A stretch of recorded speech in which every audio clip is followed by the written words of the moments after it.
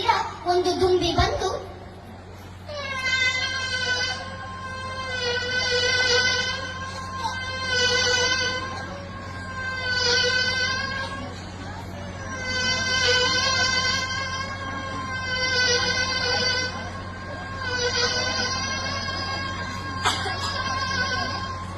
ಎಂದು ಗುನುಗುತ್ತಿತ್ತು.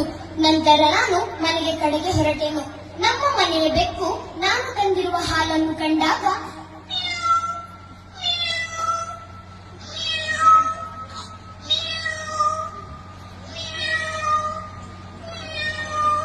ಎಂದು ಕೂಗಿತು.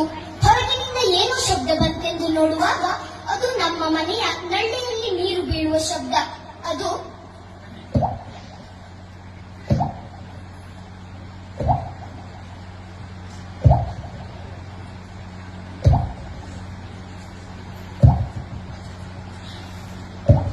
ಹೀಗೆ ಒಂದೊಂದು ಹನಿಯಾಗಿ ನೀರು ಬೀಳುತ್ತಿತ್ತು. ನಮ್ಮ ಮನೆಯ ಮಾವಿನ ಮರದಲ್ಲಿ ಕೋಗಿಲೆ ಎಂದು